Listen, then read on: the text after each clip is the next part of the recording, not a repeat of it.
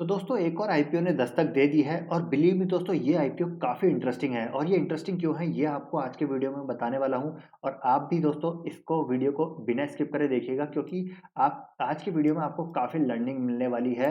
तो वीडियो को एंड तक देखिएगा क्योंकि एंड में बात करूँगा एक ऐसे सीक्रेट की, एक ऐसे राज की जो इन रीट बिजनेसेस के साथ जुड़ा हुआ है, जो कि शेयर होल्डर्स को काफ़ी बेनिफिट देता है। तो वो आपको लास्ट में बताऊंगा। तो बिना स्किप करे दोस्तों वीडियो को एंड तक देखिएगा। अच्छा लगे वीडियो तो लाइक जरूर कीजिए। चैनल पर नए हैं तो चैनल को जरूर सब्सक्राइब कर लीजिए। तो दोस्तों यहाँ पर आपका सब्सक्रिप्शन और लाइक हमारा मोटिवेशन बनाए रखता है ताकि हम आपके लिए यहाँ पर इंफॉर्मेटिव कंटेंट हमेशा लाते रहें। तो आज की वीडियो हम बात करेंगे रीट की। रीट होता क्या है, कैसे काम करता है, बात करेंगे देखिए माइंड स्पेस एंड एम्बेसी की, जो ऑलरेडी लिस्टेड हैं, इसी के कंपेटिटर हैं। तो उनका सब्सक्रिप्शन डेटा का ट्रेंड देखेंगे कैसा रहा था और इन दोनों की लिस्टिंग डे की गेन कितने में हमको मिले थे और रिटर्न्स आज की डेट में ये कितना हमको दे रहे हैं। तो ये जो दोनों स्लाइड्स है दोस्तों काफ़ी इन्फॉर्मेटिव और इंटरेस्टिंग होने वाली है, तो इसको बिना मिस करे आप देखिएगा। फाइनेंशियल्स की बात करेंगे, ब्रुकफील्ड की आईपीओ डिटेल्स की बात करेंगे और लास्ट में बात करेंगे कंक्लूजन एंड वो सीक्रेट क्या है। तो चलिए वीडियो को शुरू करते हैं।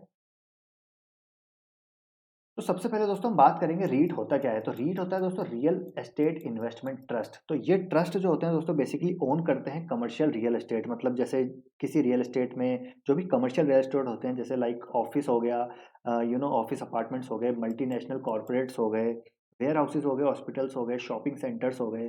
तो ये एक प्रॉपर्टी होती है रियल एस्टेट जो ये ओन करते हैं। अब इसमें जितने भी कमर्शियल बिल्डिंग्स हैं, जैसे मान लीजिए ये मल्टीनेशनल कंपनी है, ये कोई कॉर्पोरेट है, ये कोई बैंक है, मल्टीनेशनल बैंक है, कोई ये शॉपिंग सेंटर है, ये कोई हॉस्पिटल है। तो ये जितने भी टेनेंट्स आप इनको कह सकते हैं किराएदार, तो इनसे जितना भी रेंट आता है तो यही इनका इनकम सोर्स होता है।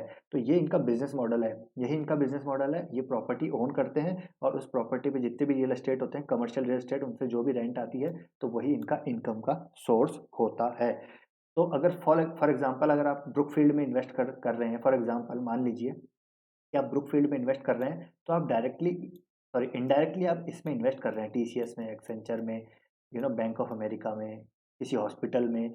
तो आप उनकी रियल एस्टेट में डायरेक्ट इन्वेस्टमेंट कर इनडायरेक्टली इन्वेस्टमेंट कर रहे हैं। तो आपको वहाँ पर रेंट तो नहीं मिलेगा, लेकिन डेफ़िनिटली आपके शेयर प्राइस में कैपिटल एप्रिसिएशन तो ज़रूर होगा। तो आप एक तरह से कह सकते हैं आप प्रॉपर्टीज़ में इन्वेस्ट कर रहे हैं इनडायरेक्टली थ्रू रीट। तो ये है इनका बिज़नेस मॉडल। अब बात करें ब्रुकफील्ड की, तो आप देखेंगे रीट है ये एक campus format office park strategically located कहाँ-कहाँ पे है, मुंबई, नोएडा, गुरुग्राम, कोलकाता। आप देखेंगे इनका पोर्टफोलियो कैसा है, 14 एमएसएफ, मतलब मिलियन स्क्वायर फीट में से 10.3 मिलियन स्क्वायर फीट इनका जो है कंप्लीटेड एरिया है और जो ऑक्यूपेंसी रेट है इनकी 92% है। 3.7 जो मिलियन स्क्वायर फीट है इन्होंने फ्यूचर डेवलपमेंट के लिए अभी अंडर कंस्ट्रक्शन में है। तो काफ़ी अच्छा ऑक्यूपेंसी रेट है, काफ़ी अच्छा कैंपस है, काफ़ी बड़े लेवल पे जो है प्रॉपर्टी है इनकी, कैंपस है। अभी देखिए इनके मल्टीनेशनल कॉर्पोरेशंस लाइक जो इनके क्लाइंट है, Barclays, bank of America, continuum, RBS, TCS, Cognizant, Accenture, बहुत बड़े-बड़े नाम हैं जो इनके क्लाइंट हैं Brookfield India real estate trust के। अब चलिए बात करते हैं कॉम्पिटिटिव स्ट्रेंथ की। तो आप देखिए global sponsorship by an affiliate of Brookfield asset management. तो ये जो ग्लोबल एक एसेट मैनेजमेंट कंपनी है दोस्तों, जैसे कि आपको नाम पता होगा ब्लैक रॉक है, वैसे ही ये भी एक एसेट मैनेजमेंट कंपनी है, लेकिन ये करती है इन्वेस्ट रियल एस्टेट में। स्ट्रेटेजिकली लोकेटेड प्रॉपर्टीज हैं, डाइवर्सिफाइड टेनेंट बेस है, strong internal external growth opportunities है, एक्सपीरियंस सीनियर मैनेजमेंट है। और अगर इनका ऑब्जेक्टिव बताऊं आईपीओ लाने का, तो बेसिकली इनका ऑब्जेक्टिव है कि ये अपना जो है डेट को रीपे करने वाले हैं फुली और या फिर पार्शियली, और जनरल कॉर्पोरेट पर्पसेस के लिए जो प्रोसीड्स यूज होंगी। तो अब बात करते हैं सब्सक्रिप्शन डेटा की, जो इनके कॉम्पिटिटर्स हैं ऑलरेडी लिस्टेड स्पेस में। तो माइंड स्पेस की बात करें तो देखिए क्यूआईबीज ने 10.61 टाइम्स यहाँ पर सब्सक्राइब किया था। एच की बात करें तो 15.51 टाइम्स। ये एन एन और रिटेल दोस्तों दोनों इंक्लूड हैं इसमें, क्योंकि रिटेल को यहाँ पर अलग से कोटा नहीं मिलता, क्योंकि यहाँ पर जो है ये बड़ा आईपीओ आता है और इसमें 25% जो कोटा होता है वो एन प्लस रिटेल दोनों का होता है। और ये काफ़ी हाई इसमें जो है लॉट साइज़ काफ़ी बड़ा होता है। तो माइंड स्पेस के केस में ये 55,000 था। तो आप देखेंगे ओवरऑल ऑलमोस्ट 13 टाइम्स यहाँ पर सब्सक्राइब हुआ था। एम्बेसी की बात करें, क्यूआईबीज़ देखिए 2.15, एनआईज़ देखिए 3.09, इसमें रिटेल भी इंक्लूडेड है और टोटल आप देखेंगे 2.57 टाइम्स। तो ये कम सब्सक्राइब हुआ था, उसके पीछे का रीज़न था जो इसका लॉट साइज़ था वो काफ़ी बड़ा था। तो 1,20,000 का इसका लॉट साइज़ था। तो यहाँ पर आपको कम सब्सक्रिप्शन उस हिसाब से देखने को मिल रहा है।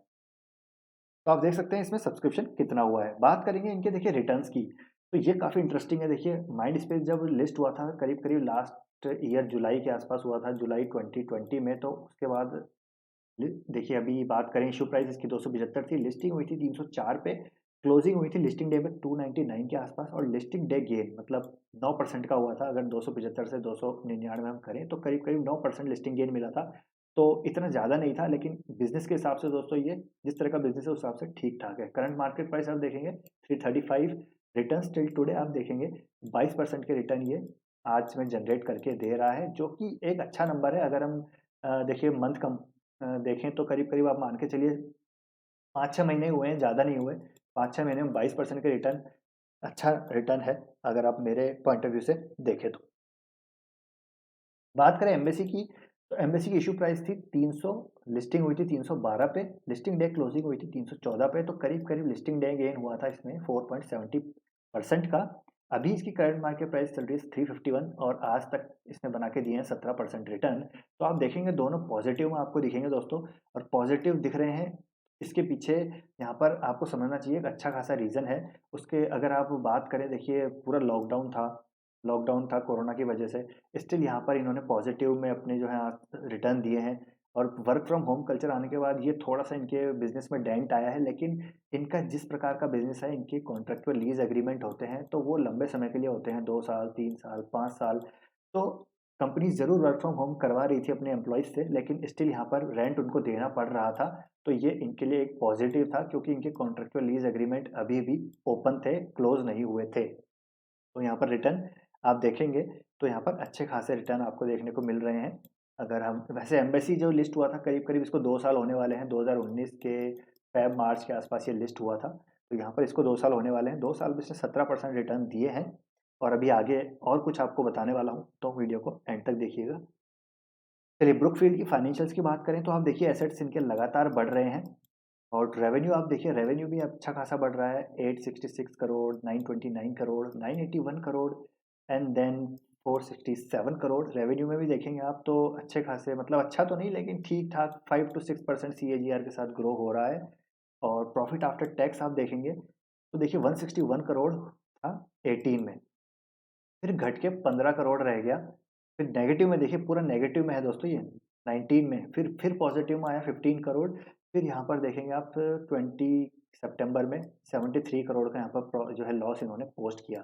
तो फाइनेंशियल्स आप देखेंगे तो दोस्तों यहाँ पर इतना ज़्यादा कन्विक्शन नहीं आ रही फाइनेंशियल्स को देखकर। हालाँकि बिज़नेस मॉडल मुझे काफ़ी अच्छा लग रहा है ये, लेकिन जिस प्रकार का फाइनेंशियल्स हैं, ऑब्वियसली इनके फाइनेंशियल्स में डेंट आया है, क्योंकि देखिए लॉकडाउन हुआ, लॉकडाउन की वजह से कई जो हैं आई थिंक इनके कॉन्ट्रैक्चुअल लीज़ एग्रीमेंट जो ख़त्म हो गए होंगे, वो वापस रिन्यू नहीं हुए होंगे, तो यहाँ पर इनके प्रॉफ़िट में भी कमी आई है। लेकिन जो रेवेन्यू आप देखेंगे, रेवेन्यू का लगातार बढ़ रहा है, तो यहाँ पर थोड़ा-सा मिसमैच नज़र आ रहा है। तो यहाँ पर एक डाउट नज़र आ रहा है इनके फाइनेंशियल्स में। फाइनेंशियल पॉइंट ऑफ व्यू से थोड़ा-सा रिस्की नज़र आ रहा है।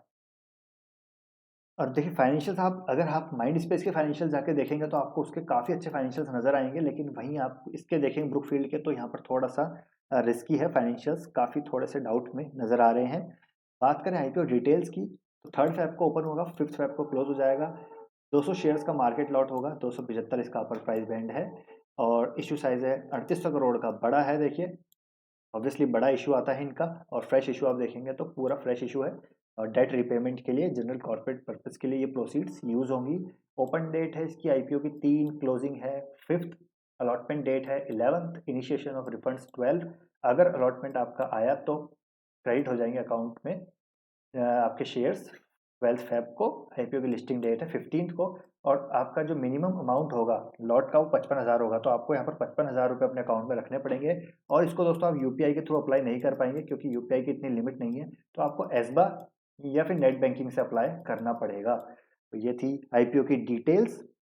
कंक्लूजन की बात करें तो कंक्लूजन से सबसे पहले आपको सीक्रेट बताता हूँ क्या है। तो वो सीक्रेट है दोस्तों डिविडेंड से जुड़ा हुआ। जी हाँ दोस्तों, रीट जितने भी बिजनेस होते हैं, मतलब दे मस्ट डिस्ट्रीब्यूट, मतलब 90% ऑफ देयर इनकम जो भी होती है उनको डिविडेंड के फॉर्म में शेयर होल्डर्स को देनी पड़ती है। तो ये एक पॉलिसी है, ये रूल है इनका। रीट बिजनेस जितने भी होते हैं, जितनी भी इनकी रेंटल इनकम आती है उसका 90% जो इनकम होती है वो शेयर होल्डर्स को देनी पड़ती है in the form of dividends. तो ये एक काफ़ी पॉजिटिव पॉइंट है। तो आप समझ सकते हैं कि जितने भी रीट कंपनीज़ हैं, मतलब रीट ट्रस्ट हैं, रीट जो भी जितनी भी कंपनीज़ हैं वो हाई डिविडेंड पेइंग कंपनीज़ होती हैं। तो यहाँ पर आपको कैपिटल अप्रिसिएशन के साथ-साथ अच्छा डिविडेंड भी मिलता है। तो ये सीक्रेट था।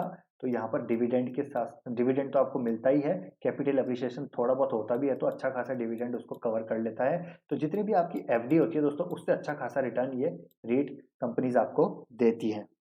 तो ये था वो सीक्रेट। और चाहे प्रॉफिट दोस्तों इनका ऊपर जाए या फिर नीचे आए, इससे कोई फर्क नहीं पड़ता, लेकिन इनको as a matter of the fact dividend देना ही पड़ता है यहाँ पर अपने शेयर होल्डर्स को। उससे कोई मतलब नहीं है, हालांकि इनके रेंटल जितनी भी आएगी उसी पे डिपेंड करता है डिविडेंड, लेकिन स्टिल इनको डिविडेंड देना पड़ता है।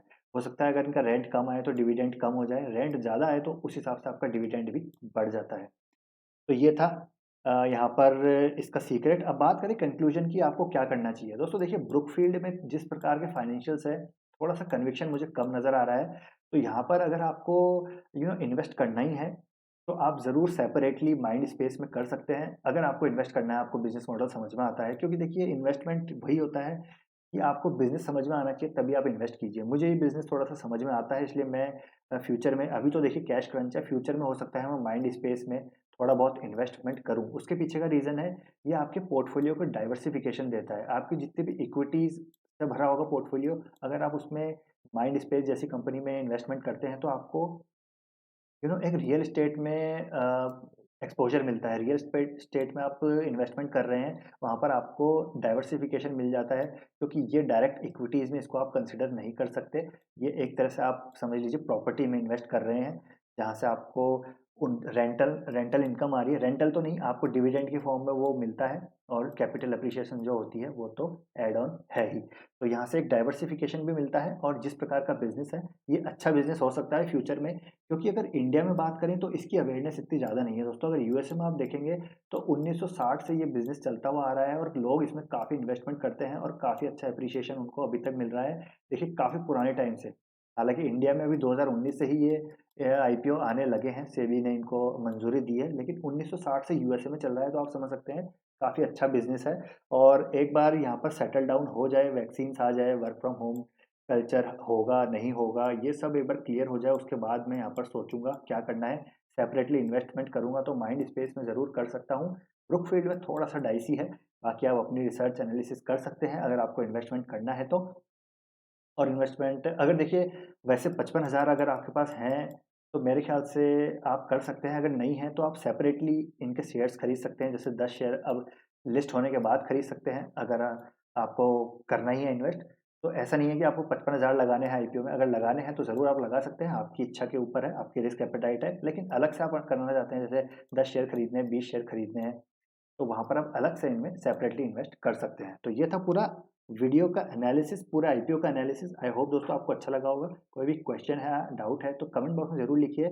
और डेफिनेटली दोस्तों आप चैनल को ज़रूर सब्सक्राइब कर लीजिएगा, क्योंकि ऐसे ही इन्फॉर्मेटिव कंटेंट हम यहाँ पर रेगुलरली बेसिस पर लाने वाले हैं, और भी अच्छा कंटेंट हम आपके लिए लाने वाले हैं फ्यूचर में। तो चैनल को ज़रूर सब्सक्राइब करके बेल नोटिफिकेशन को ज़रूर दबा लीजिए। तो मिलते हैं नेक्स्ट वीडियो में। Till then take care, bye bye.